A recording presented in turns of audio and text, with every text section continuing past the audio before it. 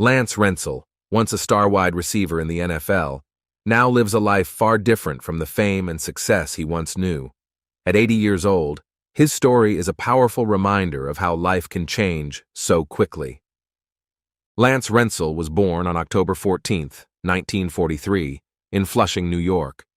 From a young age, he loved sports, especially football. He quickly stood out for his athletic skills, which earned him a scholarship to the University of Oklahoma. There, he played as a wide receiver and halfback, impressing everyone with his speed and ability to make big plays. At Oklahoma, Rentzel became well known for his talent on the field. His college career paved the way for him to enter the NFL. In 1965, he was drafted by the Minnesota Vikings in the second round. Rentzel's first few years with the Vikings were a time of learning and growing. While he didn't become famous right away, everyone could see his potential. The big change came in 1967 when he was traded to the Dallas Cowboys. This trade marked the start of his rise to fame as he began to deliver standout performances that made him a key player. Lance Rentzel's rise to fame in the NFL began when he was traded to the Dallas Cowboys in 1967. This move was crucial for his career, as he found the perfect team to showcase his talents. Under the guidance of coach Tom Landry and alongside quarterback Don Meredith, Rentzel quickly became an essential part of the Cowboys' offense. In 1968, Rentzel had his breakout season. He caught 58 passes for 996 yards and scored 12 touchdowns.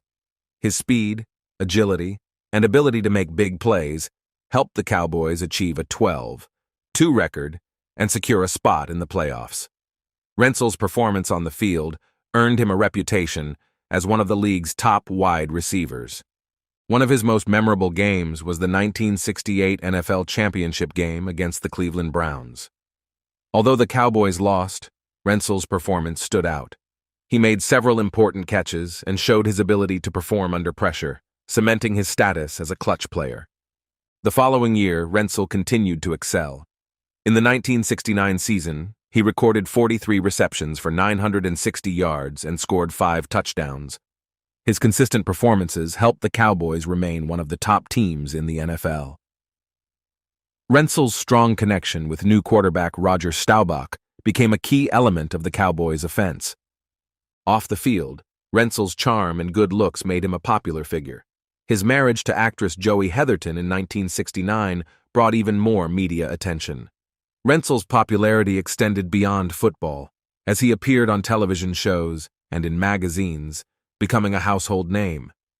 Lance Rentzel's rise to fame was marked by his outstanding performances, versatility, and ability to shine in crucial moments. His contributions were vital to the Cowboys' success during the late 1960s and early 1970s, making him one of the standout players of his time. Lance Rentzel's promising NFL career took a dark turn with a series of personal controversies that overshadowed his achievements on the field. The most significant and damaging incident occurred in 1970 when Rentzel was arrested for exposing himself to a 10-year-old girl. This scandal shocked the public and had severe repercussions for both his personal and professional life. The arrest led to Rentzel pleading guilty to the charges.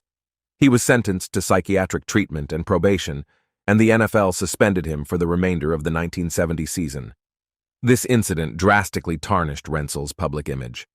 The media coverage was intense, and he became a figure of public scorn, which contrasted sharply with his previous status as a sports hero. The scandal also had a profound impact on Rentzel's personal life.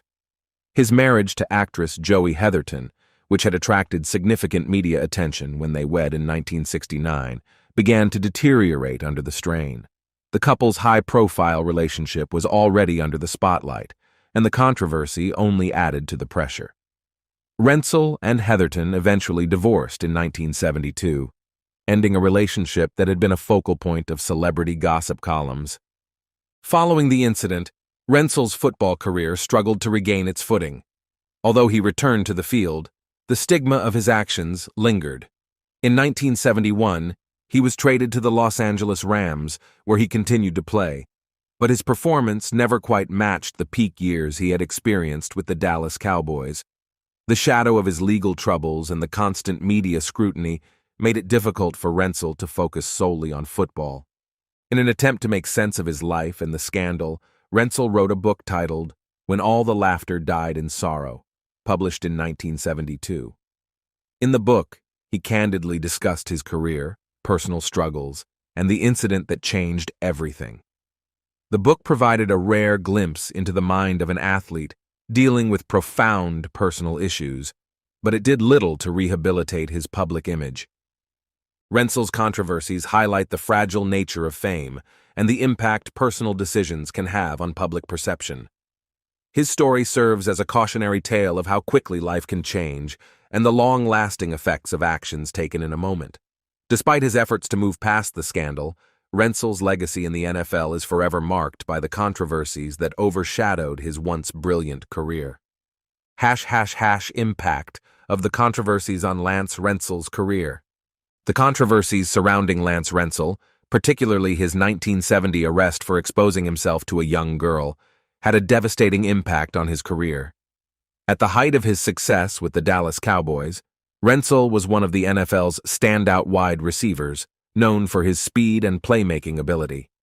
However, the scandal abruptly halted his promising trajectory and cast a long shadow over his professional life. Following his arrest, Rentzel pleaded guilty and was sentenced to psychiatric treatment and probation. The NFL suspended him for the rest of the 1970 season, a move that interrupted his career during its peak. This suspension not only removed him from the field, but also placed him under intense media scrutiny and public criticism. The incident significantly tarnished his reputation, making it difficult for him to be seen in the same light as before. Rentzel's return to football in 1971 saw him traded to the Los Angeles Rams. Despite the fresh start, his performance never quite matched the heights of his earlier years with the Cowboys. The controversy had taken a toll on his mental and emotional well-being, affecting his on-field performance. Additionally, the stigma of his actions followed him, making it challenging to fully reintegrate into the team and the league. The scandal also strained Rentzel's relationships within the NFL. Teammates, coaches, and fans had to reconcile his talent with his off-field behavior, leading to a complex dynamic in the locker room and beyond. The trust and confidence that once existed were significantly diminished. Ultimately, Rentzel's career was unable to recover from the controversy. He retired from professional football sooner than expected, with his legacy overshadowed by the scandal. Rentzel's story underscores how personal actions can profoundly impact a professional career, serving as a cautionary tale about the long-lasting consequences of off-field behavior on athletic success. Lance Rentzel's post-NFL life has been marked by a series of struggles and setbacks that paint a picture far removed from the glory of his football days. After his career was cut short by the scandal in 1970 and his subsequent attempts to revive it with the Los Angeles Rams, Rentzel faded from the public eye, trying to rebuild his life away from the spotlight. Following his retirement from football, Rentzel published a book in 1972 titled When All the Laughter Died in Sorrow, where he openly discussed his career, the infamous scandal, and his personal battles. The book was an attempt to come to terms with his past and provide insight into his state of mind during the turbulent times.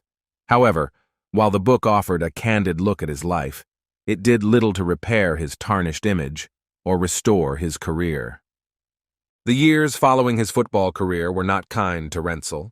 The stigma of his past actions continued to haunt him, affecting his personal relationships and professional opportunities. His divorce from actress Joey Heatherton in 1972, following the scandal, left him personally and emotionally isolated. Attempts to find new career paths were often thwarted by his notoriety, and he struggled to find stability and purpose outside of football. Rentzel's later life has been characterized by a search for redemption and peace, often in solitude. The vibrant and charismatic athlete who once captivated fans with his on-field exploits became a reclusive figure, seldom seen in public and largely forgotten by the world that once cheered for him. The loneliness and isolation he experienced were compounded by the ongoing battle with the memories of his past mistakes and their consequences. As Rentzel aged, The physical toll of his football career, combined with the emotional and psychological impacts of his troubled past, became more apparent. The once vigorous and dynamic athlete faced the common post-career issues many former players encounter, such as chronic pain and health problems, but without the support and recognition that other retired stars often receive. Now at 80, Lance Rentzel's life is a stark contrast to the bright promise of his early years. Living in relative obscurity, he grapples with the legacy of his actions and the lost potential of what could have been a Hall of Fame career. His story is a somber reflection on how personal mistakes can derail a promising life, leaving behind a trail of regret and what-ifs. It serves as a poignant reminder of the fragility of fame and the enduring impact of past actions on one's present and future. Lance Rentzel's life and career offer a powerful lesson on the fleeting nature of fame and the lasting impact of personal choices. From his early promise as a standout athlete at the University of Oklahoma to his rise as a star wide receiver in the NFL, Rentzel had all the makings of a football legend. His talent, charisma, and ability to perform under pressure earned him a place among the league's best during the late 1960s.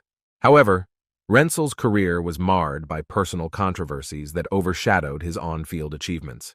His 1970 arrest for exposing himself to a young girl not only halted his career, but also irreparably damaged his reputation. Despite attempts to move forward, the stigma of his actions followed him, affecting his relationships and opportunities long after his playing days were over. In reflecting on Rentzel's legacy, we see a story of unrealized potential and the profound consequences of personal misconduct. His journey serves as a cautionary tale about how quickly life can change and how difficult it can be to overcome public scandal. Rentzel's efforts to rebuild his life, including writing a candid memoir, highlight his desire for redemption and understanding. Yet the shadows of his past continued to loom large, illustrating the enduring nature of public scrutiny and personal regret. At 80, Lance Rentzel lives a life far removed from the glory of his NFL career, marked by isolation and reflection. His story underscores the importance of personal responsibility and the far-reaching effects of one's actions.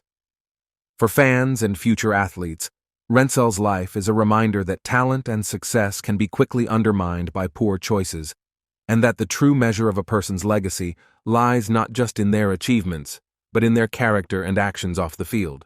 Yes. Okay, what did he do to you there? He grabbed my hair. He grabbed my hair here. He pulled my shirt. No, we're going to start first at okay. 25. He grabbed my shirt. Dez Bryant, a young rising star on the NFL field, saw his world turn upside down when his mother, Angela Bryant, came forward with a shocking revelation that shook everyone. She accused Dez of assaulting her brutally, and as a result, Dez's followers and fans turned into his haters. But before we proceed, make sure to subscribe if you already haven't. Bryant's early years were anything but easy. Born to a teenage mother named Angela, his childhood was marked by hardship and instability. When Dez was just 8 years old, his mother was arrested for dealing crack cocaine, an event that would shake any child's world. With Angela in trouble with the law, Dez was left to fend for himself in many ways. His life quickly became a series of moves, bouncing from one home to another. By the time he was in high school at Lufkin High, Dez had already lived in 8 different homes, never having a true place to call his own. Despite these challenges, Dez found a way to shine on the football field, but his troubles didn't end there. As he made a name for himself as a student athlete, he found himself caught up in another controversy. In March 2011, Bryant was sued for a hefty sum, $861,350 to be exact. The lawsuit was over unpaid bills, mostly for jewelry he had acquired on credit while still a student. It was a big number that caught everyone's attention, and the legal battle was something he could hardly afford, both financially and in terms of his reputation. Eventually, the case was settled out of court for a much lower amount, somewhere between $400,000 and $500,000. On July 16, 2012, Bryant found himself in serious legal trouble. He was arrested on a Class A misdemeanor domestic violence charge after allegedly striking his own mother, Angela Bryant, during a heated argument.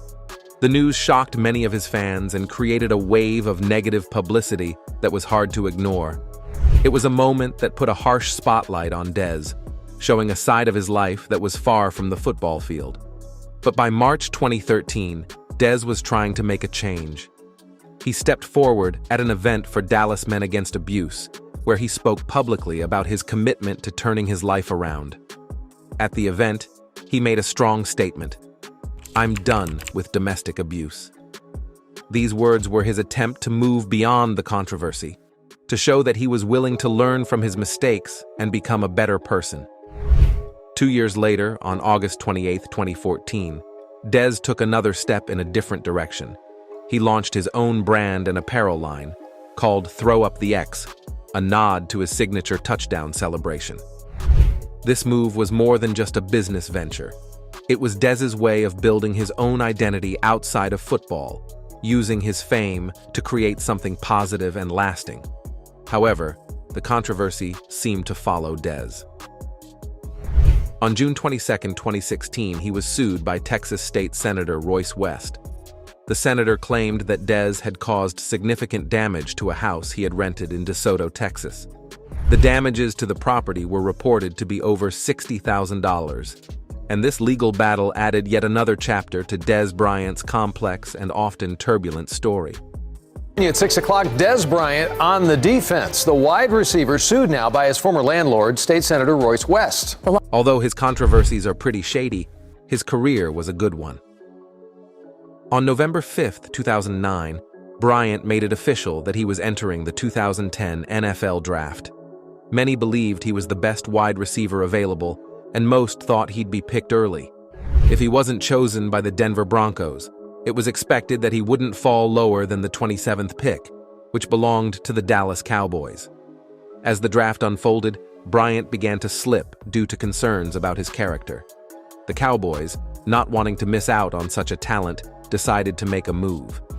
They traded up with the New England Patriots, jumping from the 27th spot to the 24th to grab Bryant. To make this happen, they sent their third-round pick to the Patriots and received a fourth-round pick in return. The Cowboys signed Bryant to a 5-year deal on July 22, 2010, which was very similar to the contract given to Vikings wide receiver Percy Harvin, totaling $12.05 million, with about $8.4 million guaranteed. Just a day later, it was announced that Bryant would wear the iconic 88 jersey, following in the footsteps of Cowboys legends Michael Irvin and Drew Pearson. Bryant made his NFL debut on September 12th against the Washington Redskins, catching 8 passes for 56 yards. This set a franchise record for the most receptions by a player in their first game. In his next game, he showed his versatility by returning a punt for a touchdown in a close loss to the Chicago Bears. On October 17th, Bryant caught his first NFL touchdown pass from Tony Romo, a 31-yard strike, although the Cowboys narrowly lost that game. Bryant's breakout moment came during a Monday Night Football game against the New York Giants on October 25th. He caught 4 passes for 54 yards, including 2 touchdowns, and returned a punt 93 yards for another score. This made him the youngest Cowboys receiver ever to score 3 touchdowns in a single game, breaking Michael Irvin's record from 1988. On November 15th, he became the first Cowboys rookie since 2002 to have a 100-yard receiving game, with 3 catches for 104 yards and a touchdown. Unfortunately, his rookie season ended on a tough note. During a game against the Indianapolis Colts, Bryant fractured his ankle while being tackled on a kickoff return. He was immediately taken to the locker room and placed on the injured reserve list, undergoing surgery shortly after. He finished that game with 1 catch for 14 yards and averaged 35.7 yards on 3 kickoff returns. Bryant ended his rookie season with 45 receptions for 561 yards and 6 receiving touchdowns. He also became the first Cowboys rookie since 1993 to have multiple punt returns for touchdowns in the same season. For his impressive performance, he was named to the NFL All-Rookie team for 2010. He was unstoppable. With Roy Williams leaving the Cowboys, Bryant got his chance to step up and became a starting wide receiver alongside Miles Austin. In the 2011 season, Bryant showed what he was made of, finishing with 63 catches for 928 yards and 9 touchdowns. He was second on the team in all those categories and even took on some punt return duties. Bryant started the season strong with 4 catches for 85 yards in a rare Wednesday night opener against the New York Giants, helping the Cowboys win 24-17. In Week 4, despite a tough 34-18 loss to the Chicago Bears, Bryant stood out with 8 receptions for 105 yards. After the Week 5 bye, he had a breakout performance in Week 6 against the Baltimore Ravens, catching 13 passes, a career high, including 2 touchdowns. One of those touchdowns came with just 32 seconds left, bringing the Cowboys within 2 points at 31-29. However, after a missed 2-point conversion and a failed 51-yard field goal attempt by Dan Bailey, the Cowboys narrowly lost. During September and October, Bryant faced criticism for dropping passes, fumbling, and running poor routes. However, he began to turn things around in Week 8 against the Giants, with 110 yards on 5 catches. He almost caught a game-winning Hail Mary pass, but it was reversed because his hand was just out of bounds. In Week 11, he had 12 catches for 145 yards against the Cleveland Browns.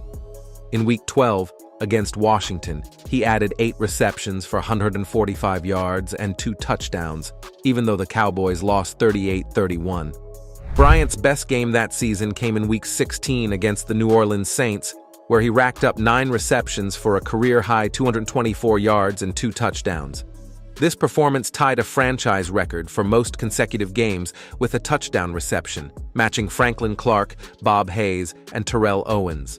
His 224 receiving yards were the 4th most in a single game in Cowboys history at that time. By the end of the 2012 season, Bryant had 92 catches for 382 yards and 12 touchdowns, ranking 10th, 6th, and 3rd among all NFL receivers, respectively. He also set a franchise record with 4 games in a single season, with multiple receiving touchdowns. Despite these impressive stats, Bryant battled through several injuries during the second half of the season. He injured his finger in early December, but decided to keep playing, saying opponents would have to break my leg to keep me out. In the final game of the season against the Redskins, he left the game with a back injury, and head coach Jason Garrett mentioned that Bryant could barely walk afterward. Despite the challenges, Bryant's efforts were recognized by his peers, who ranked him 35th on the NFL Top 100 Players of 2013. In Week 2 of the 2013 season, Bryant showed his skills with 9 catches for 141 yards and a touchdown, but the Cowboys still fell short in a close 17-16 loss to the Kansas City Chiefs. In a wild Week 5 game against the Denver Broncos, where both teams were scoring back and forth, Bryant grabbed 6 passes for 141 yards and 2 touchdowns, though the Cowboys lost 51-48. A few weeks later, in a game against the Philadelphia Eagles, he made 8 catches for 110 yards, helping Dallas secure a 17-3 win. In the next matchup, a tight 31-30 loss to the Detroit Lions, he hauled in 2 more touchdowns with 72 receiving yards. Later, in Week 15 against the Green Bay Packers, Bryant caught a season-high 11 passes for 153 yards and a touchdown, but the Cowboys narrowly lost 37-36.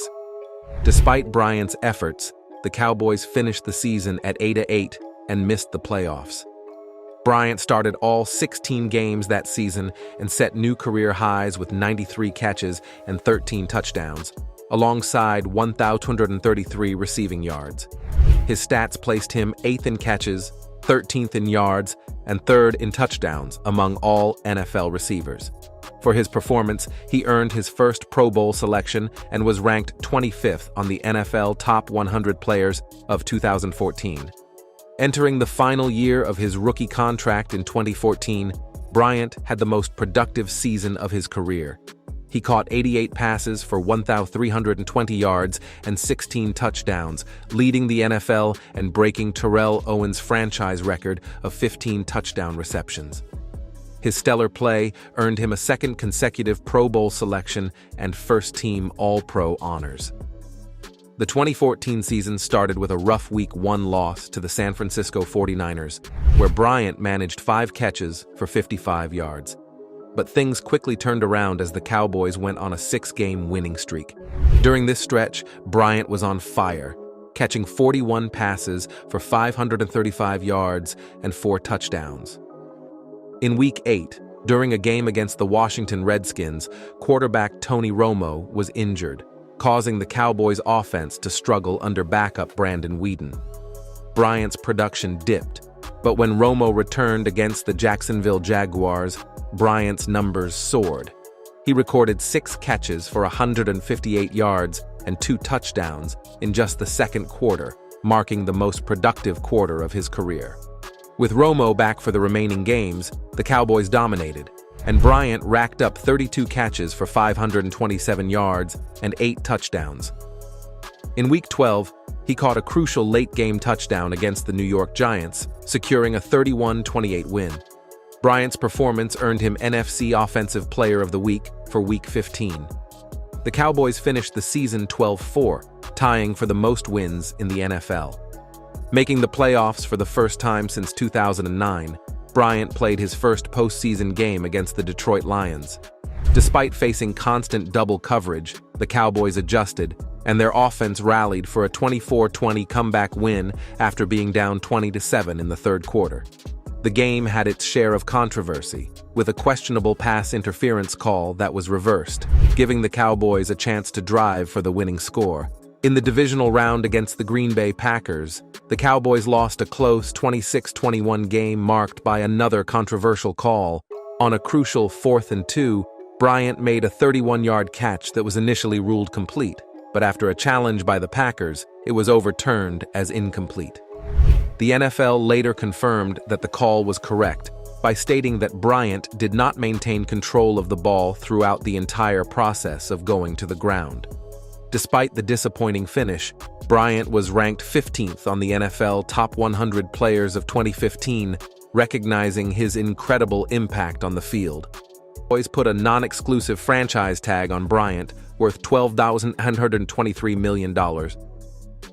A few months later, on July 15th, Bryant and the Cowboys agreed on a 5-year, $70 million contract, which included $45 million in guaranteed money and a $20 million signing bonus. In the regular season opener on Sunday Night Football against the New York Giants, Bryant had to leave the game with a foot injury. X-rays showed a fracture that needed surgery, and doctors estimated a recovery time of 4 to 6 weeks. He returned in Week 8 against the Seattle Seahawks, but struggled, making only 2 catches for 12 yards in a 13-12 loss. The following week, Bryant caught his first touchdown of the season and totaled 5 catches for 104 yards, but the Cowboys still lost to the Philadelphia Eagles, 33-27. Limited to 9 games in 2015, Bryant finished the season with 31 receptions for 401 yards and 3 touchdowns. Bryant's merchandise was the top seller for a wide receiver that season, and he was 5th overall, only behind Tom Brady, Peyton Manning, Russell Wilson, and Aaron Rodgers.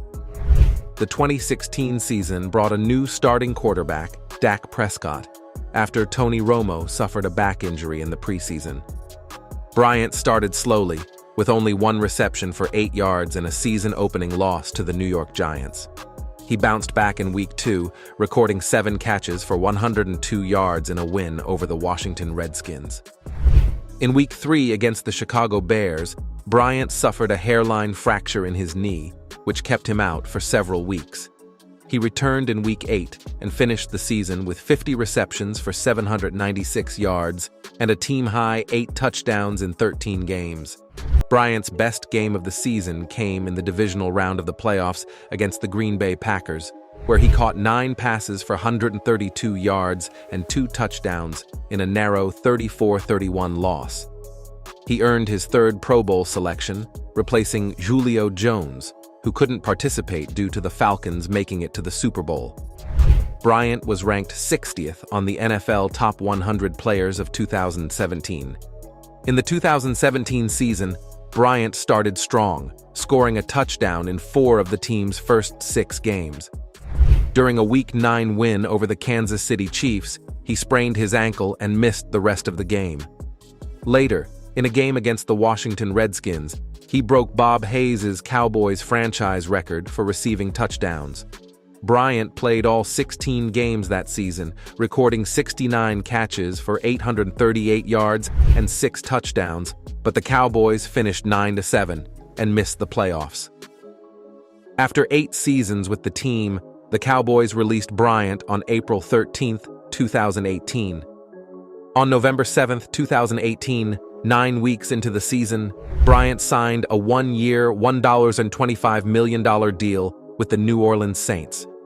Unfortunately, just 2 days after joining the team, he tore his Achilles tendon during practice. This injury put him on injured reserve the next day, ending his season without playing a single game for the Saints. In October 2019, Bryant announced that he was focused on rehabbing and training throughout the season.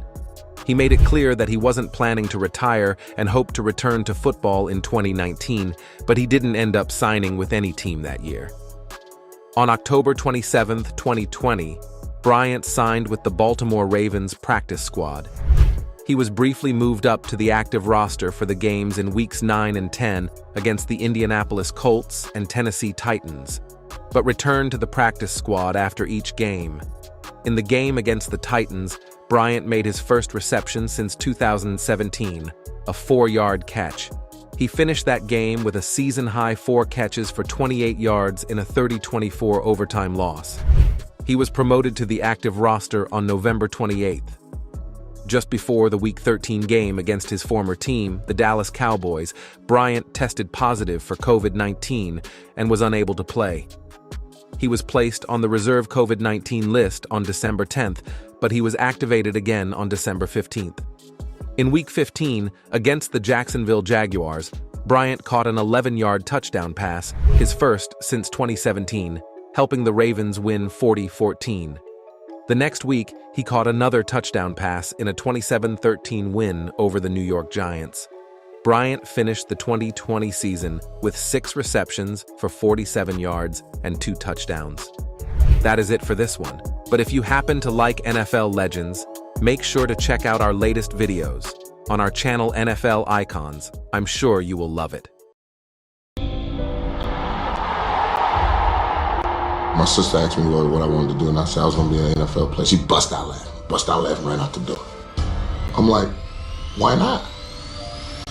We've discussed plenty of bankruptcy cases, but none compare to Warren Sapp's. If going bankrupt wasn't enough trouble for the NFL star, he also got tangled in assault and domestic battery charges. Warren Sapp, born December 19, 1972, is a former NFL defensive tackle who played 13 seasons, mostly with the Tampa Bay Buccaneers. He won major awards in college with the Miami Hurricanes. However, his legal troubles outshone his career. On February 7, 2010, Sapp was arrested in South Florida and charged with domestic battery. He was in town as an analyst for the NFL Network's coverage of Super Bowl XLIV. Right after the arrest, the NFL Network canceled his appearance. However, on March 24th, the charges against him were dropped. On February 2, 2015, the day after Super Bowl XLIV, Sapp found himself in trouble again. He was arrested on suspicion of soliciting a prostitute and assault. The same day, the NFL Network announced that they had terminated his contract. However, by May 2015, the charges against Sapp were dismissed. For sex, at which she said no, and then you told her to leave? No. Okay. So then let's rewind then, because in 2010, PNC Bank won a judgment of nearly $1 million against Sapp, and by December 2011, filed a monthly lien of $30,333 against his $45,000 paycheck from the NFL Network. Sapp also owed the IRS $853,003 for income from 2006 and $89,775 for 2010. Additionally, he was $876,000 behind on alimony and child support payments to his ex-wife. He had unpaid property taxes of $68,738 in Windermere and owed money to attorneys, friends, and even a speech therapist. On April 7, 2012, the Associated Press reported that Sapp had filed for bankruptcy to discharge debt from his failed businesses. In his Chapter 7 filings, Sapp claimed he had lost his University of Miami championship rings and his Buccaneers Super Bowl ring. His checking and savings accounts held less than $1,000. He reported no credit card debt and did not own any cars, but he owed National Car Rental $90,685 through his business, 99 LLC. Court documents showed Sapp's assets totaled $645 million, but his debts amounted to $6.7 million. His monthly income was reported to be $115,161. On November 1, 2012, Sapp's 10,000-square-foot house in Windermere was auctioned off and sold for $2.9 million. His career, too, was filled with controversy and drama. Before the 1995 NFL Draft, Sapp impressed everyone by running the fastest time for a defensive tackle in the 40-yard dash, clocking in at 4.69 seconds. Many thought he would be a top 5 or 10 pick, but things took a turn the night before the draft. Reports surfaced claiming Sapp had failed multiple drug tests for cocaine and marijuana. This caused many teams to pass on him. Eventually, the Tampa Bay Buccaneers selected him 12th overall in the first round. The NFL later released a statement strongly denying these rumors. Sapp believed someone had deliberately tried to sabotage his chances in the draft. Sapp was almost immediately given the starting role as the right defensive tackle for the Tampa Bay Buccaneers, a position he held throughout his 9-year stay with the team. Sapp thrived. His incredible combination of size and speed allowed him to disrupt opposing offenses, even when facing double or triple teams on the line. Sapp finished his rookie season with 27 tackles and 1 interception. He quickly became a key player for the Buccaneers, recording 51 tackles and 9 sacks in 1996, and then 58 tackles and 10.5 sacks in 1997. His outstanding performance earned him his first Pro Bowl selection in 1997, which was the beginning of a streak of 7 consecutive Pro Bowl appearances. In 1998, Sapp signed a contract extension worth $36 million over 6 years. His efforts were recognized in 1999 when he was honored as the NFL Defensive Player of the Year. In 2002, the Tampa Bay Buccaneers dominated the league with their defense and claimed victory in Super Bowl X-Mount-Kai-Zevim against the Oakland Raiders. Sapp played a crucial role in their postseason journey, making 5 tackles and recording 2 sacks during those playoff games. Drama began rolling in uncontrollably. On November 24, 2002, at Raymond James Stadium, Sapp faced heavy criticism for a blindside hit on Chad Clifton of the Green Bay Packers. The incident occurred during a Buccaneers interception return, with Sapp hitting Clifton as he was moving downfield, away from the main action. The hit caused a serious pelvic injury that hospitalized Clifton for nearly a week. Afterward, Clifton struggled to walk without assistance for 5 weeks. The NFL Competition Committee responded in 2005 by introducing new rules against unnecessary roughness, which aimed to prevent hits like the one Sapp delivered to Clifton. Boy, launched himself on that one. After the game, cameras caught Packers coach Mike Sherman approaching Sapp and telling him that was a cheap move. Sapp fired back angrily, shouting, "You want to talk tough? Suit up and come play." Later, Sapp called Sherman a lying, despicable person. "If I were younger and didn't have responsibilities, I'd have taught him a lesson right there on the field." Sherman later expressed disappointment, saying, "The way they joked around after the hit with a player lying injured just didn't sit right with me as a professional." Before a Monday Night Football game on December 23, 2002, at Raymond James Stadium, Sapp playfully skipped among the Pittsburgh Steelers during warm-ups. Sapp felt the NFL was singling him out unfairly, especially after he had been fined previously for a similar incident on another Monday night. "That's all this is about," said Sapp. "In my 9 years playing, no one's ever been fined for just talking to the refs. It's never happened before." Earlier, Steelers' Lee Flowers had mocked the Buccaneers, calling them paper champions. In 2003, during a Monday Night Football game against the Indianapolis Colts on October 6th, Sapp stirred controversy by skipping through and disrupting the Colts' stretching session during warm-ups. The game was highly anticipated due to the return of former coach Tony Dungy to Tampa, adding to the national interest. The The Colts, despite trailing by 21 points in the final minutes, mounted a stunning comeback and defeated the Buccaneers 38-35 in overtime, marking a turning point for the defending champions. Just a week later, on October 12, 2003, before facing the Washington Redskins, Sapp accidentally bumped into an NFL referee while running onto the field. This incident led to a hefty $50,000 fine. Sapp reacted strongly, saying, "It's like being in a system where they tell you what to do, and if you don't listen, they punish you. They want to set an example." Fence or nothing? Come on, man. We live in a world right now where you put a drone up. Hey, it ain't like they can stop you.